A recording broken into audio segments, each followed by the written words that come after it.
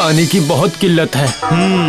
इसमें नई बात क्या है? हमारे राज्य की फूटी किस्मत, बारिश में बाढ़, गर्मी में सूखा और सर्दी में बर्फ। मौसम बदलता है पर इस राज्य की किस्मत कभी नहीं बदलती। तो अब हम क्या करेंगे महाराज? इस राज्य को छोड़कर भाग भी तो नहीं सकते। नहीं नहीं नहीं, डरपोक भाग के जाते हैं, हिम्मत वाले लोग सामना करते हैं। मैं तुम लोग के साथ पहले भी था और अब भी हूँ। सुनो मंत्री, इनका सारा ऋण माफ कर दो।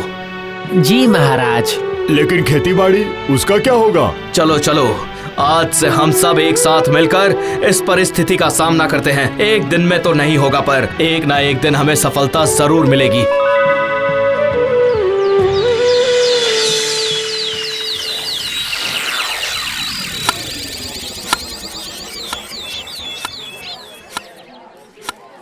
ये आप क्या कर रहे हैं महाराज? मिट्टी खोद रहा हूँ ताकि थोड़ा पानी मिल जाए। आओ आओ आओ, तुम लोग भी हाथ लगाओ, हाथ लगाओ, आ जाओ। दत्त, इस बदकिस्मत राज्य में अपनी किस्मत जलाकर कोई फायदा नहीं।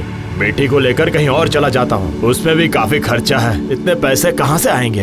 क्या सोच रहे हो कार्तिक? आ जाओ, हाथ लगाओ। अभी आया महाराज।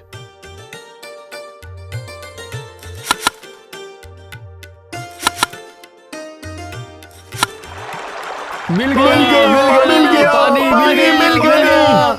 देख लिया ना, अगर सब लोग मिल बांट कर काम करें तो सफलता जरूर मिलती है। अब सुनो, कल सुबह से इस पानी को थोड़ा थोड़ा इस्तेमाल करके खेती का काम शुरू कर दो। समझ गए ना सब लोग? जी महाराज। लेकिन महाराज, अगले साल गर्मी के मौसम में फिर से सूखा पड़ेगा। इस समस्या का कोई स्थायी समाधान नहीं है क्या? है, हर समस्या का समाधान होता है, हमें उसे सिर्फ ढूंढ कर निकालना पड़ता है मंत्री जी। तो क्या आपने समस्या का समाधान ढूंढ कर निकाला है महाराज? निकाला है। राज्य का राजकोष तो खाली है, मैं अलग से एक भंडार बनाऊंगा और उस भंडार में हम सब अपनी अपनी क्षमता के अनुसार पैसा जमा करेंगे और उसके बाद हम उन पैसों से नदी में एक बांध बनवाएंगे जो हमारे काम आएगा।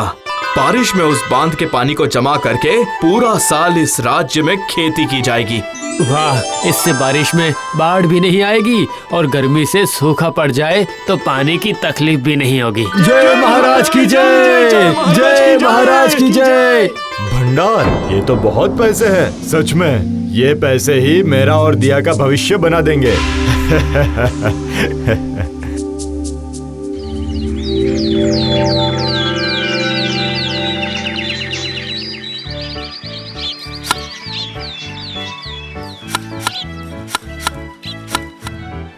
कहाँ जा रहे हो कार्तिक?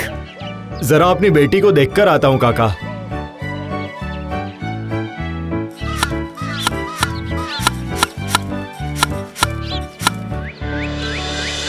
पता है गुड़िया रानी, सोचा था कि इन पैसों से तुझे नए कपड़े बनवा कर दूंगी, पर मैंने सुना कि महाराज ने भंडार के पैसों की मदद मांगी है।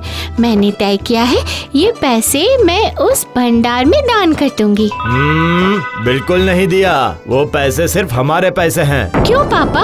इन पैसों से अगर बांध बन गया तो हमारा घर फिर कभी पानी में नहीं डूबेगा और सूखा पड़ने पर हमें पानी की तकलीफ भी नहीं होगी। अरे तुझे ये अनाप शनाप बातें किसने बताई? सुनो, महाराज के जाल में कभी मत फंसना। हम लोग कुछ दिनों में ही ये राज्य छोड़कर कहीं और चले जाएंगे। ये बदकिस्मत राज्य में तेरा कोई भविष्य नहीं है, मेरा तो वैसे भी नहीं है। मैं नहीं जाऊंगी पापा। फिर से जबान लड़ा रही हो? मैं तुम्हारा पिता हूँ और ये सब तेरी भलाई के लिए ही कर रहा हूँ मैं। सुनो सुनो सुनो, सब अपनी अपनी क्षमता के अनुसार इस भंडार में पैसे जमा करवा के जाओ। ये पैसे हम सब के भविष्य को सुरक्षित करने वाला है। सुनो सुनो सुनो, हम सबका नहीं, सिर्फ मेरा और दिया का। कुछ दिन और इंतजार कर लेता हूँ। भंडार में जितने पैसे जमा होंगे मेरा उतना ही फायदा होगा।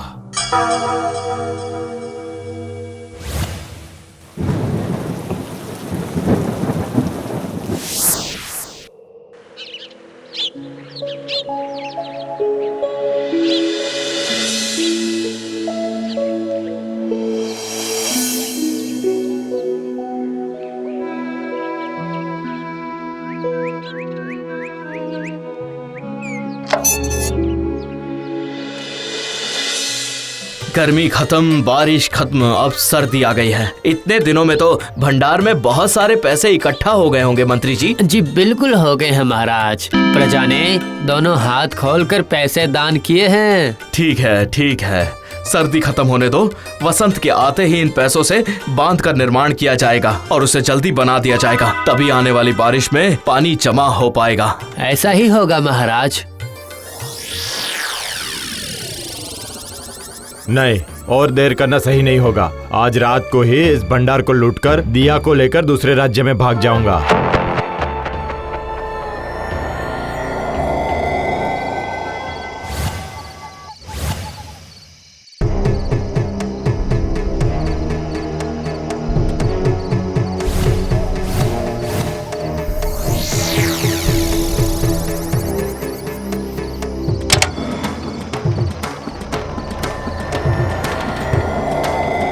बेटी, दिया बेटी, आजा आजा आजा, आकर देख बेटा तेरे लिए क्या लाया हूँ मैं। पापा, पापा ये आपने क्या किया?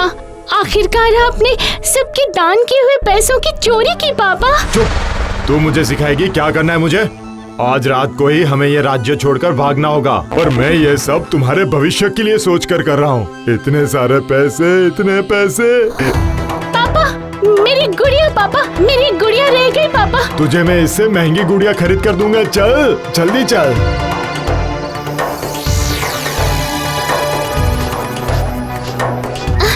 पापा, पापा, पापा, रुकिए, और नहीं चल सकती, थोड़ा रुक जाते हैं। बहुत ठंड है, हम तो अपने लिए गर्म कपड़े भी नहीं लेकर आए पापा। हाँ, सही कहा तूने। ठंड की वजह से हाथ पांव कांप रहे हैं, लेकिन यहाँ पर ज्यादा देर रुकना ठीक नहीं होगा। हमें आज रात को ही ये राज्य छोड़ना होगा। इतनी ठंड में मुझसे और नहीं रहा जा रहा है पापा। मुझे बहुत तकलीफ हो रही है। उठो, उठ, उठ, दिया, उठ जाओ। आग जलानी होगी, वरना मेरी बेटी जिंदा नहीं रहेगी। ये पेड़ की सारी लकड़ियां तो गीली है। अब मैं क्या करूं? तेरे लिए ही तो मैंने ये सब चोरी किया था बेटा। तुम चिंता मत करो, तुम्हें कुछ नहीं होगा, कुछ नहीं होगा तुम्हें।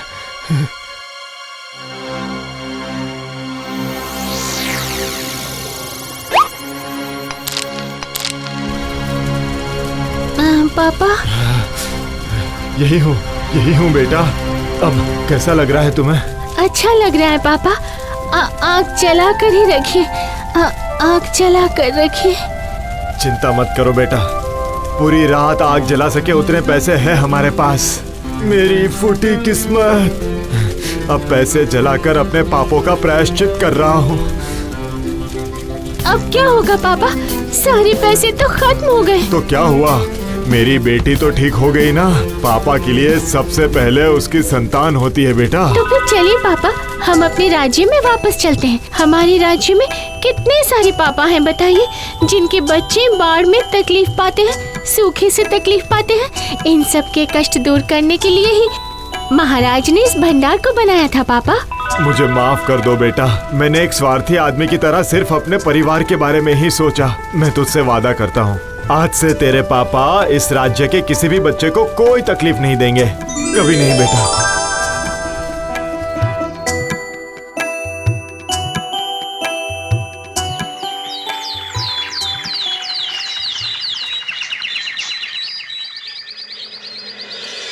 मुझे सजा दीजिए महाराज, मैंने गुनाह किया है।